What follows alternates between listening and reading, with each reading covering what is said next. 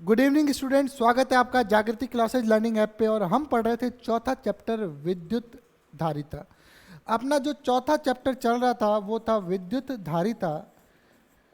और विद्युत धारिता में काफ़ी कुछ हम पढ़ चुके हैं और इसमें मुख्य है संधारित्र में संचित ऊर्जा। तो किस संधारित्र में संचित ऊर्जा की बात करें तो अपन ने कहा भाई ये संधारित्र जो है ये समांतर प्लेट संधारित्र है। कौन सा है? समांतर प्लेट संधारित्र है। और उसमें संचित ऊर्जा की बात करते हैं भाई कि कितनी ऊर्जा संचित रहती है। तो जनरली समांतर प्लेट संधारित्र में जो ऊर्जा संचित होती है वो ऊर्जा विद्युत ऊर्जा के रूप में होती है, विद्युत ऊर्जा होती है। और ये जो विद्युत ऊर्जा होती है प्लेटों के मध्य, संधारित्र में प्लेटों के मध्य, किसके मध्य? प्लेटों के मध्य जो ऊर्जा होती है, प्लेटों के मध्य कौन सी ऊर्जा होती है? विद्युत ऊर्जा होती है। और ये विद्युत ऊर्जा जो होती है ये विद्युत क्षेत्र के रूप में होती है। ये ध्यान रखना, विद्युत क्षेत्र के रूप में होती है। क्लियर?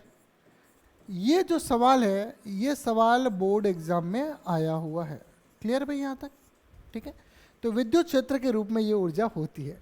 तो प्यारे बच्चों यहाँ देखिए कि संधारित्र क्या है ये सब अपन देख चुके हैं। और एक पंखे में जो कंडेंसर होता है, पंखे में ये जो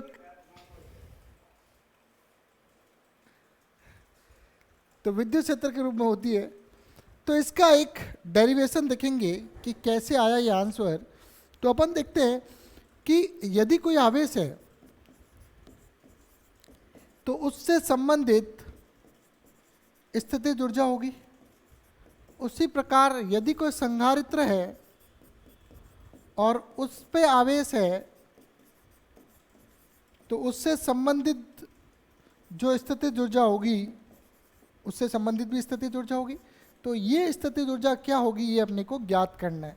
देखो मैंने कहा कोई आवेश है तो हर एक आवेश के निकाय में स्थितिज ऊर्जा होती है, ये अपने देखा। तो संधारित्र है उसको आवेश देना पड़ता है और उस जब आवेश देंगे तो उससे रिलेटेड भी स्थितिज ऊर्जा होगी। तो वो स्थितिज ऊर्जा क्या होगी वो अपने को पता करना पड़ेगा। तो देखिए क्या कर रहे हैं हम, ध्यान से देखिएगा।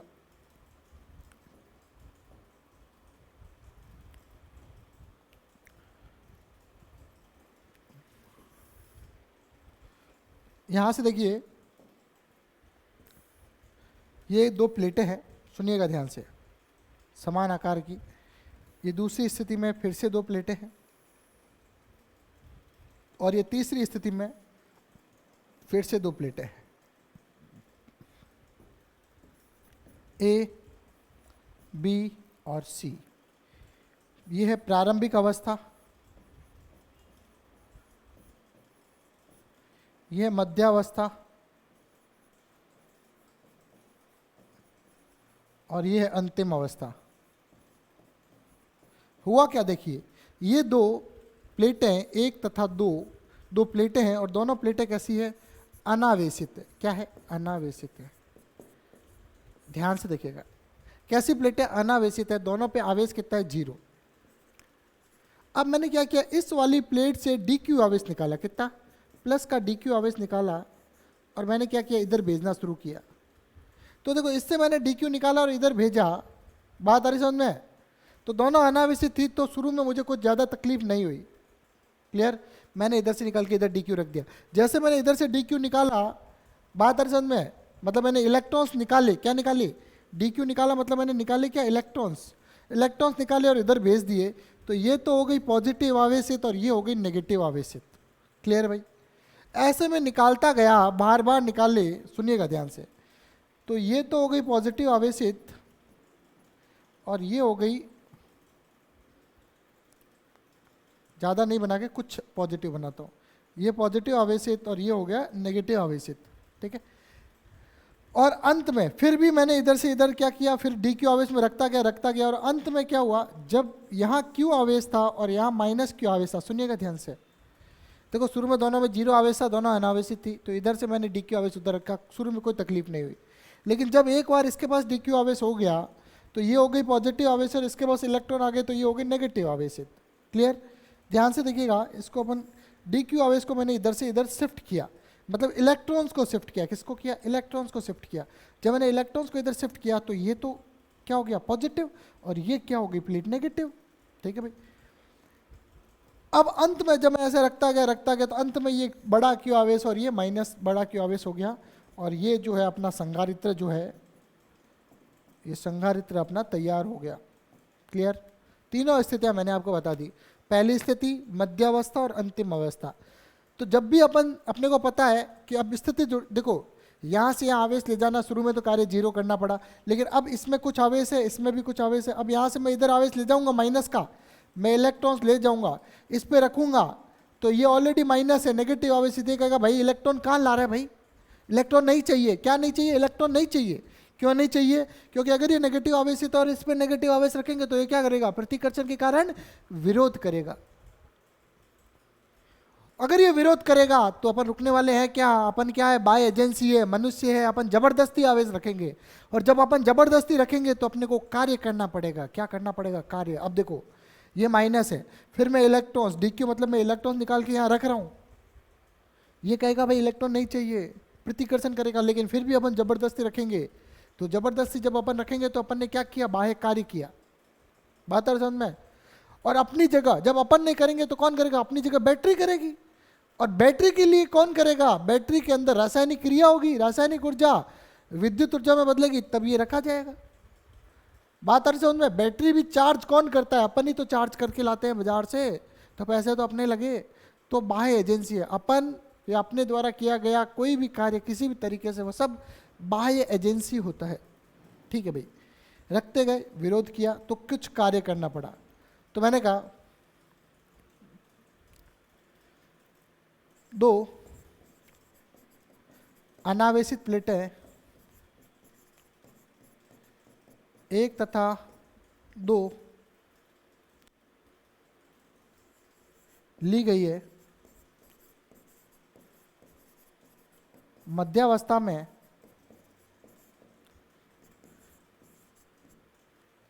या ली गई है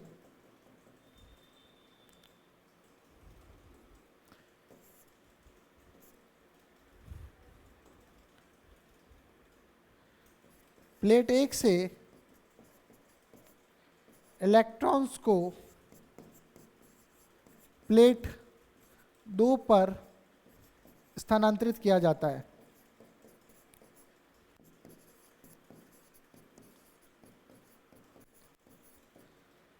किसी विशेष स्थिति में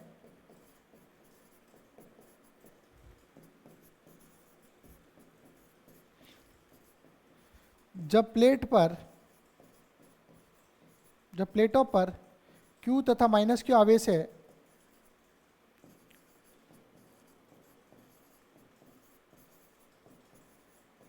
प्लेट 1 से DQ आवेश प्लेट 2 पर स्थानांतरित करने पर या स्थानांतरित करने में किया गया कार्य क्या होगा आप बताओ? तो DQ आवेश को लेके गया और मैंने माना इन दोनों प्लेटों के मध्य इस स्थिति में विभव में अंतर जो है V डैश है। क्या है? V डैश है। क्लियर।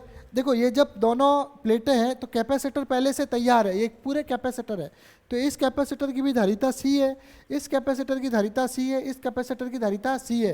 क्योंकि जब मैं आवेश इधर से उधर रख रहा हूँ, इधर से इधर रख रहा हूँ, इधर से इधर रख रहा हूँ, तो धारिता पे कोई फर्क नहीं पड़ता, क्योंकि धारिता Q और V पर निर्भर नहीं करती है। जब ये दोनों प्लेटें तैयार है तब से इसकी धारिता फिक्स है, तो धारिता आवेश पर निर्भर नहीं करती है, तो धारिता तीनों स्थिति में C ही रहेगी, ये ध्यान रखना। क्लियर। और जब मैं अब कार्य की बात कर रहा हूं, तो जब मैंने इधर से DQ आवेश इधर रखा तो मैंने कहा कार्य कितना हुआ? तो आपने कहा सर कार्य बराबर आवेश इंटू विभव, तो मैंने कहा आवेश तो DQ और विभव कितना है? V dash. क्लियर। आगे मैं लिखूंगा इसको अच्छे से, अभी यहां समझा रहा हूं। और V डैश कितना होता है? तो इस V डैश कितना होता है? तो Q बराबर CV होता है, आपको पता है। तो V कितना होगा? Q बट्टा C। Q कितना है? Q है, और धारिता कितनी है? C है, तो V डैश Q बट्टा C हो गया। ये दोनों चीज़ें अपने को ध्यान में रखनी, और इसी से आगे का पूरा डेरिवेशन हो जाएगा। तो किया गया कार्य की बात करें तो किया गया कार्य या किया गया अल्प कार्य, अल्प वर्ड डाल देना यहाँ पे, अल्प कार्य। तो अल्प कार्य कितना होगा, डी डब्ल्यू बराबर D Q into V dash, जहां वी डैश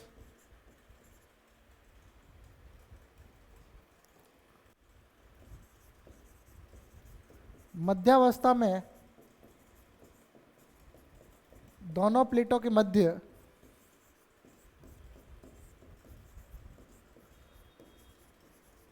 विभवांतर है। क्या है भाई, दोनों प्लेटों के मध्य क्या है, विभवांतर है। ठीक है, जिसका मान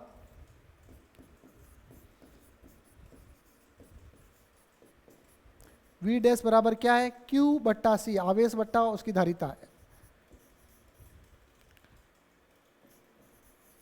ठीक है, जिसका मान ये मैंने रख दिया समीकरण 2। 1 तथा 2 से डी डब्ल्यू बराबर डी क्यू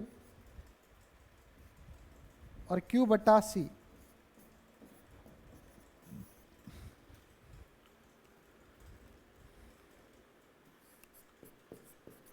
दोनों प्लेटों को 0 से Q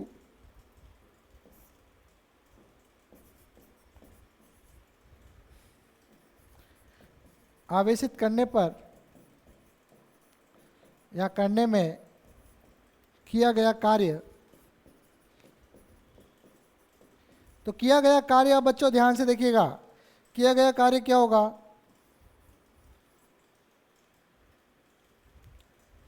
कार्य समाकलन करने से प्राप्त होगा, प्राप्त होगा। तो देखो समाकलन करो, डी डब्ल्यू का समाकलन और डी क्यू और क्यू बटा सी, दोनों तरफ समाकलन, 0 से आवेश आया Q, अब 0 था तो कार्य 0 था, अब कार्य हो गया W। देखो शुरू में आवेश जब 0 ट्रांसफर किया तब कार्य 0 था, जब Q आवेश शिफ्ट कर दिया अंतिम अवस्था में तब कार्य हो गया W।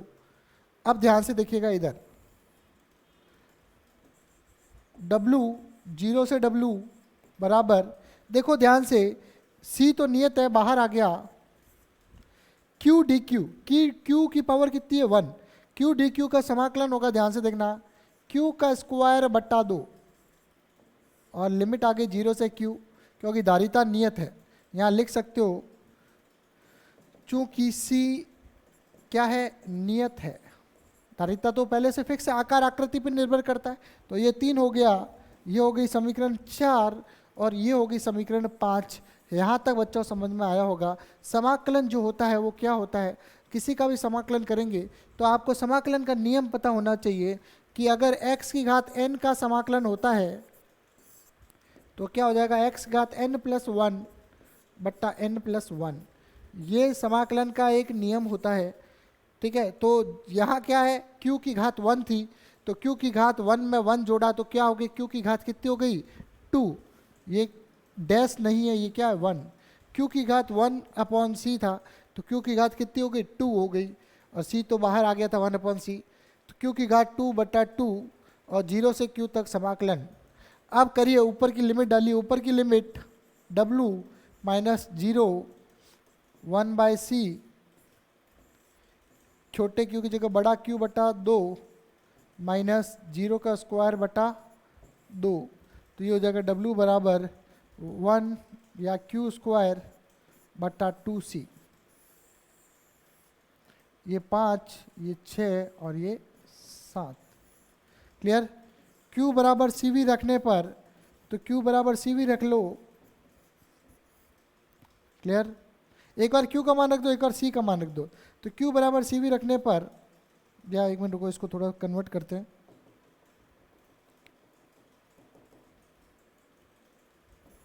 तो ये बाह्य कार्य, यही किया गया, सुनना, यही किया गया बाह्य कार्य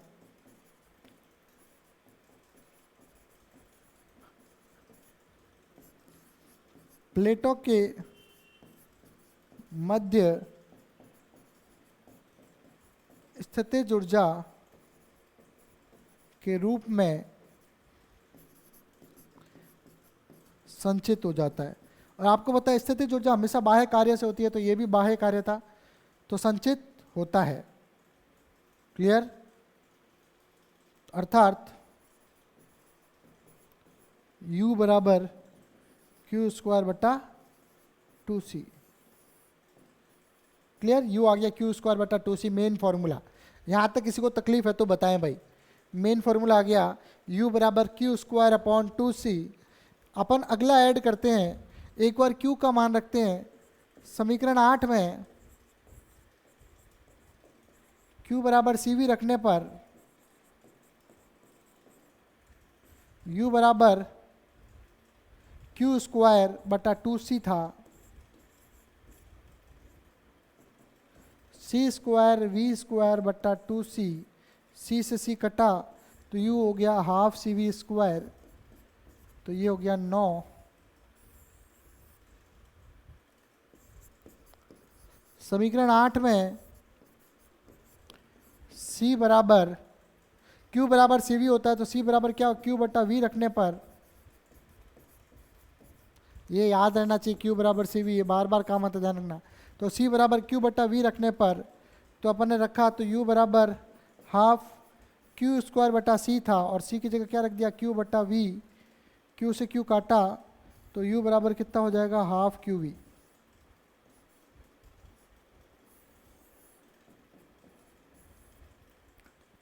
ठीक है, क्लियर?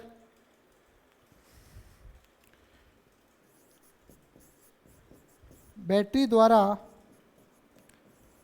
Q आवेश को V विभवांतर तक ले जाने में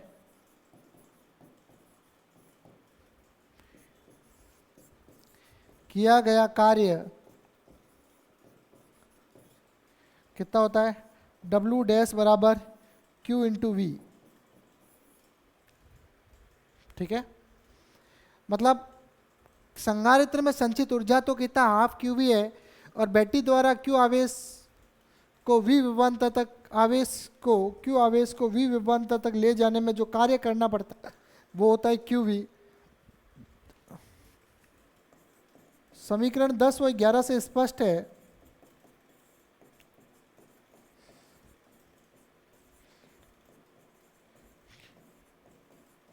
बैटरी द्वारा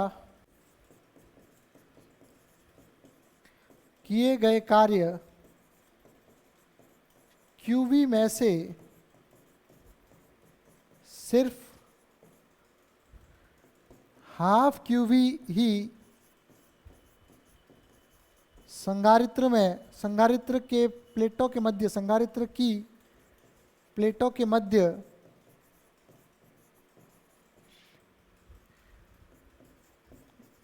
विद्युत ऊर्जा के रूप में संचित होता है।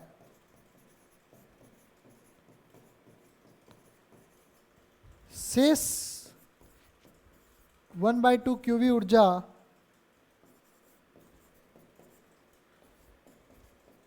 तारों में ऊर्जा की हानि तारों में ऊष्मा के रूप में हो जाती है, तारों में ऊष्मा के रूप में हो जाती है। इसका मतलब समझो बच्चों, बैटरी ने कितना कार्य किया, बैटरी ने Q आवेश को V विभवांतर तक ले गया, तो बैटरी ने कार्य किया QV। लेकिन अपन ने देखा कि संधारित्र में आवेश कितना संचित हुआ, तो संधारित्र में ऊर्जा कितनी संचित हुई, तो वो हुआ हाफ QV। तो आप देख रहे हो जब QV कार्य हुआ और संचित ऊर्जा हुई हाफ QV, तो बचा हुआ हाफ QV कहाँ गया, वो ऊष्मा के रूप में, किसके रूप में, तारों में ऊष्मा के रूप में ऊर्जा की हानि हो गई। तो हानि तारों में ऊष्मा के रूप में हो जाती है। क्लियर? यहाँ तक मेरे हिसाब से कोई समस्या नहीं होनी चाहिए। ये डेरिवेशन अपना समाप्त हुआ।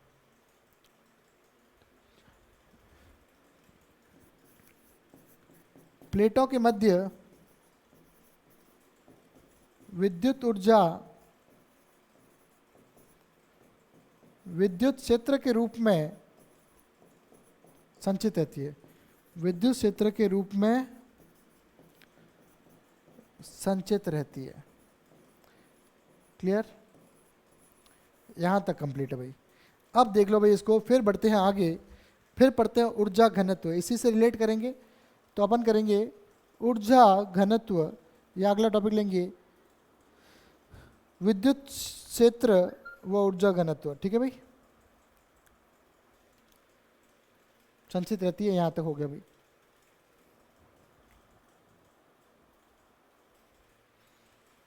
यहां तक किसी को कोई समस्या हो तो बताएं, फिर बढ़ते हैं अपन आगे।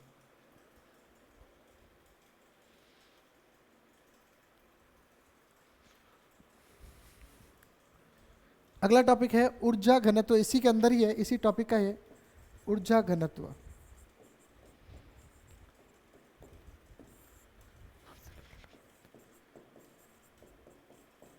संधारित्र की प्लेटों के मध्य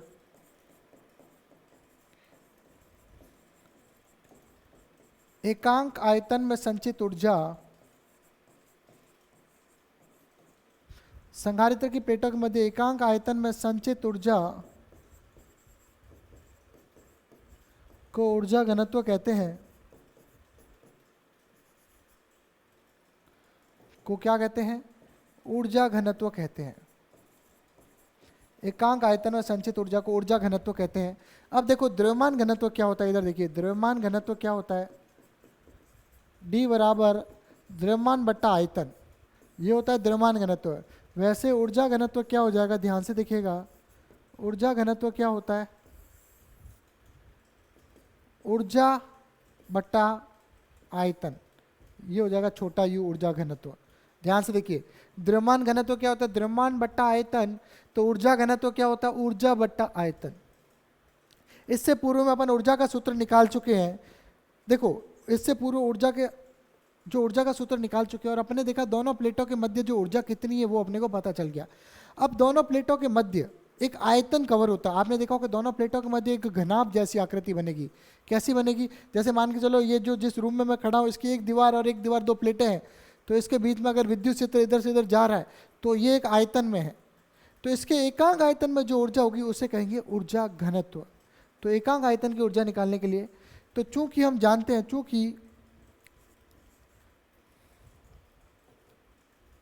चूंकि हम जानते हैं प्लेटों के मध्य ऊर्जा कितनी होती है, U बराबर हाफ क्यू स्क्वायर बट्टा सी, समीकरण 1। यहां तक हो गया भाई। अब अपने को निकालना है ऊर्जा घनत्व है, तो अपने को दोनों तरफ क्या करना है, आयतन से भाग देना है। ठीक है, एक हो गया। समीकरण 1 के दोनों पक्षों में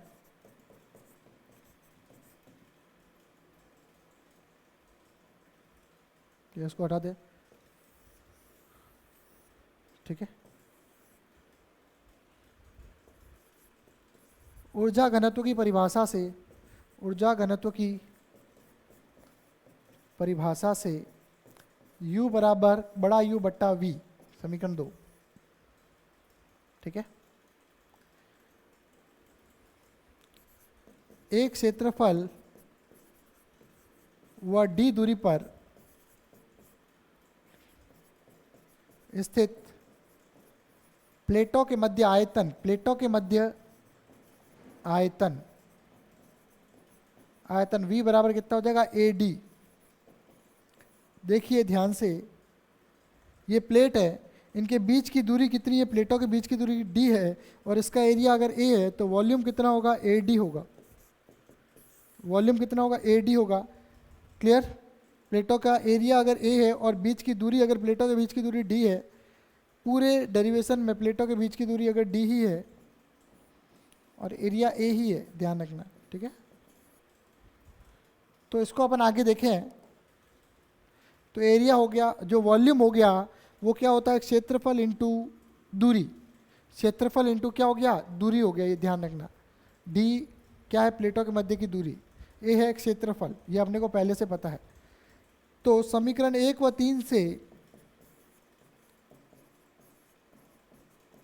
मान समीकरण 2 में रखने पर, तो u बराबर कितना हो गया, हाफ क्यू स्क्वायर बट्टा सी, और बट्टे में वॉल्यूम की जगह क्या डाल दिया, 1/AD। क्लियर, ये हो गया समीकरण 4। यहां तक किसी को तकलीफ है तो बताएं। अब अपने को पता है कि देखो Q आ गया, A आ गया, D आ गया। ऊर्जा घनत्व का सूत्र अपने को पहले से पता होना चाहिए, U बराबर half epsilon not E square. ये पहले भी अपन ज्ञात कर चुके हैं, ध्यान रखना। तो U बराबर half epsilon not E square, ये ऊर्जा घनत्व का सूत्र होता है। हाफ एप्सिलॉन नॉट E विद्युत क्षेत्र का स्क्वायर। ठीक है भाई, तो अपने कहा चलो कोई दिक्कत नहीं है, कोई दिक्कत नहीं है। अभी ध्यान से देखिएगा, आपने क्या किया, सी का मान रखा। समीकरण 4 में सी बराबर एप्सिलॉन नॉट ए बटा डी रखने पर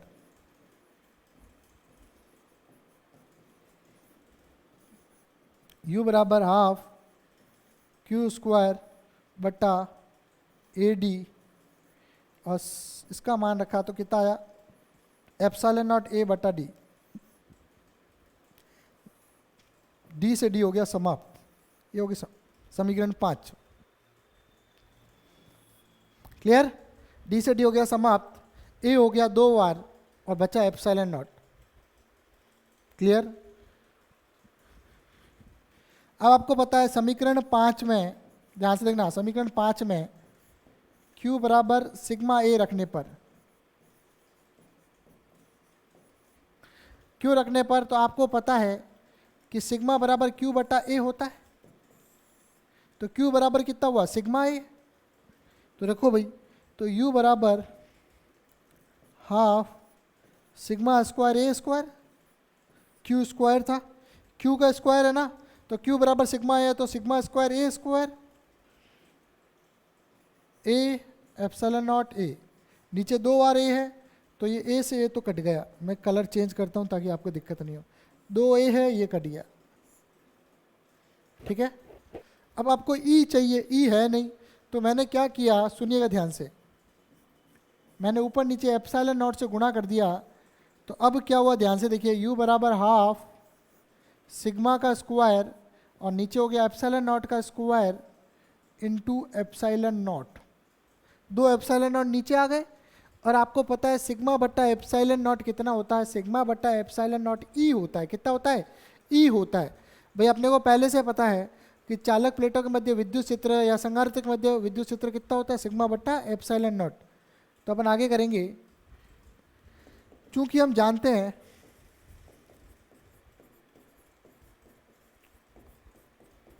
प्लेटों के जो मध्य विद्युत क्षेत्र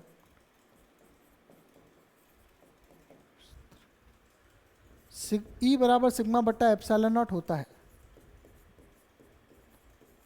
अतः सिग्मा स्क्वायर बट्टा एप्सिलॉन नॉट स्क्वायर बराबर क्या होगा, ई होगा।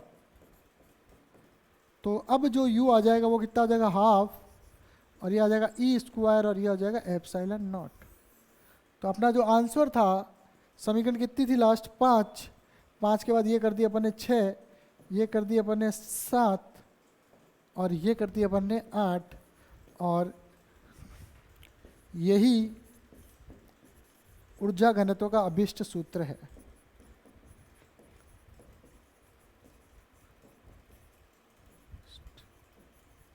सूत्र है, स्पष्ट है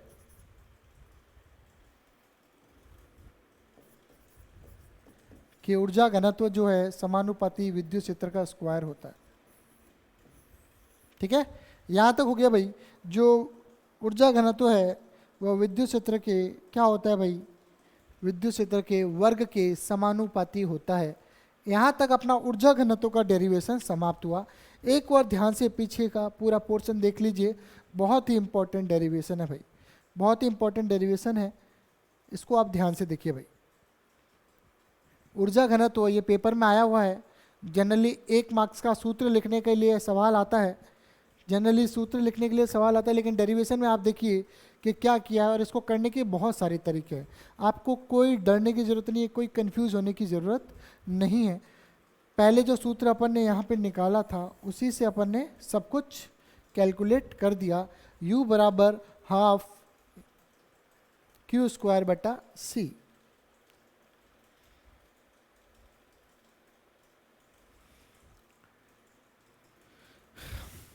ठीक है, यहाँ तक हो गया। फिर आगे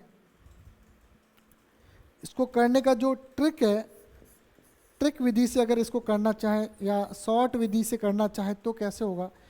तो आपको पता है u बराबर तो क्या, u बटा v। ध्यान से देखना, अब मैं एक ही लाइन में करने की कोशिश करता हूँ। u क्या होता है, हाफ क्यू स्क्वायर बटा सी। वॉल्यूम क्या है, a into D, area into distance. अब देखो हाफ जो है, क्लियर। अब आप क्या करो, यहाँ पे क्यू स्क्वायर को लिख सकते हो सिग्मा स्क्वायर ए स्क्वायर, और सी को लिख सकते हो एप्सिलॉन नॉट ए इन बटा डी, और ए डी इधर पढ़ाइए। क्लियर। तो यहाँ से आपको देखा ए स्क्वायर से ए स्क्वायर गया, डी से डी गया। अब एप्सिलॉन नॉट एक बचा, तो आपने क्या किया, इधर एप्सिलॉन नॉट से गुणा करके ऊपर भी गुणा कर दिया, तो ये आपका बन गया ई स्क्वायर। तो आपका आंसर बन गया half E square epsilon not. ये आंसर है, देख लीजिए। तो ये जो आंसर है ये थोड़ा शॉर्ट विधि से है, ये ध्यान रखना। पर इतना ही समझ में आ जाए तो आप पूरा डेरिवेशन भी कर सकते हो। क्लियर। ये कंप्लीट हो गया यू ऊर्जा घनत्व का सूत्र।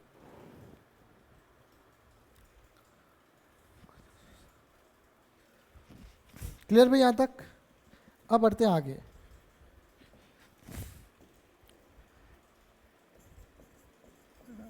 संधारित्रों के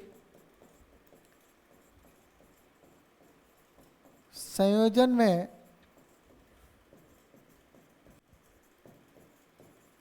संचित ऊर्जा। आप देखो संधारित्रों के संयोजन में संचित ऊर्जा, अगर संधारित्रों का संयोजन है तो संचित ऊर्जा क्या होगी, ध्यान से देखिए। अगर मान के चलो श्रेणी क्रम है तो क्या होगा,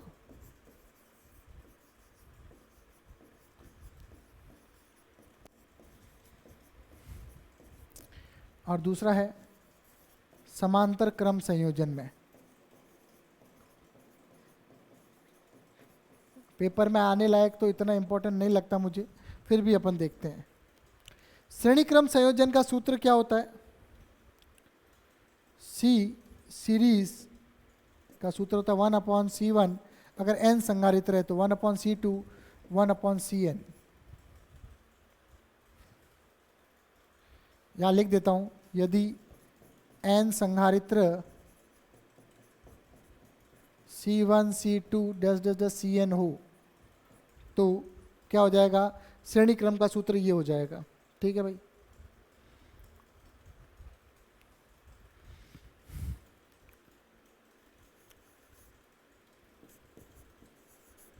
स्थितिज ऊर्जा के सूत्र, स्थितिज ऊर्जा के सूत्र से, स्थितिज ऊर्जा का सूत्र क्या होता है भाई, U बराबर हाफ क्यू स्क्वायर बटा सी। यहाँ क्यों लगाया, क्योंकि श्रेणी क्रम में आवेश समान होता है, इसलिए आवेश और धारिता वाला सूत्र लगाया। देखो श्रेणी क्रम में क्या समान होता है, आवेश और धारिता, तो आवेश और धारिता वाला सूत्र लगाया।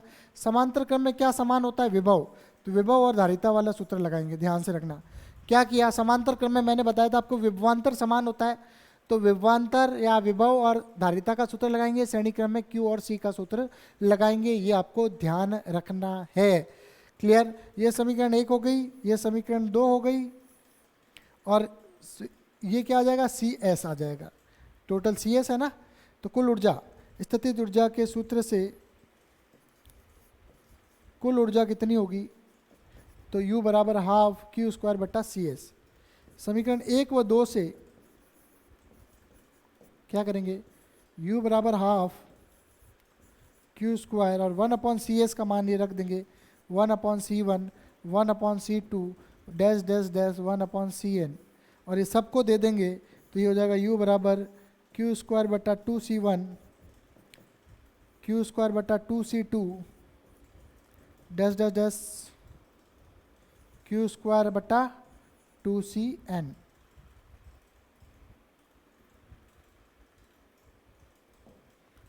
अतः क्या हो जाएगा, U बराबर ये संधारित्र 1 की स्थितिज ऊर्जा, संधारित्र 2 की, इस तरह से संधारित्र N की। अतः सभी संधारित्रों की स्थितिज ऊर्जा का योग ही कुल ऊर्जा होती है। सभी संधारित्र में संचित स्थितिज ऊर्जाओं का योग ही उस परिपथ की, उस निकाय की कुल ऊर्जा होती है। ये आपको ध्यान रखना है। इसी प्रकार यहाँ कर देंगे, बस इसमें फॉर्मूला ये लगाएंगे। समांतर क्रम संयोजन में C पैरेलल कितना होगा, C1 plus C2 dash dash dash Cn। स्थितिज ऊर्जा के सूत्र से कुल ऊर्जा कितनी होगी परिपथ की, कुल ऊर्जा होगी U बराबर हाफ CV स्क्वायर और पैरेलल है तो CP। ठीक है भाई, ये समीकरण 1 हो गई, ये समीकरण 2 हो गई। अब आप देखो क्या करो, समीकरण 1 तथा 2 से मान रख दो भाई। समीकरण 1 व 2 से क्या करेंगे, U बराबर हाफ CP की जगह मैंने क्या रख दिया, C1 plus C2 Cn into V square. तो U बराबर कितना हो गया, हाफ C1 और V स्क्वायर, हाफ C2 और V स्क्वायर, हाफ Cn और V स्क्वायर। समांतर क्रम में विभव समान होता है, तो U बराबर कितना हो गया, अतः U1 plus U2 plus dash dash dash UN। तो इसमें भी क्या होता है कि कुल स्थितिज ऊर्जा सभी संधारित्रों की अलग अलग स्थितिज ऊर्जा के योग के बराबर होता है। तो संधारित्र के संयोजन में संचित ऊर्जा अपन ने निकाल दी। श्रेणी क्रम में जो सूत्र लिया वो Q वाला लिया और C वाला लिया। क्यों? क्योंकि श्रेणी क्रम में Q समान होता है और समांतर क्रम में V तथा C वाला सूत्र लिया। क्यों लिया? क्योंकि समांतर क्रम में विभव समान होता है। बस दोनों का परिणामी का जो है वो अपन ने रख दिया अलग अलग करके और इस तरह से अपन ने निकाल दिया। ये संधारित्र 1 की स्थितिज ऊर्जा, 2 की, तो सबकी अलग अलग स्थितिज ऊर्जाओं का योग कुल ऊर्जा होती है। और यहाँ पे भी अलग अलग स्थितिज ऊर्जाओं का योग कुल ऊर्जा होती है। तो यहाँ तक अपना हो गया क्लियर। ध्यान से देखिए, फिर बढ़ते हैं आगे। जल्दी से देखिए भाई, इम्पॉर्टेंट टॉपिक है और पेपर में अक्सर ये आता है। ये जो आज मैंने करवाया पूरी क्लास बहुत ही ज़्यादा इम्पॉर्टेंट है, थोड़ा सा फोकस करिएगा। तो प्यारे बच्चों, आज की क्लास हम यहीं समाप्त करेंगे, अगली क्लास में फिर मिलेंगे। इसी के साथ धन्यवाद। और जितना भी पढ़ाया जाए उसको रोज़ रोज़ अवश्य पढ़ें।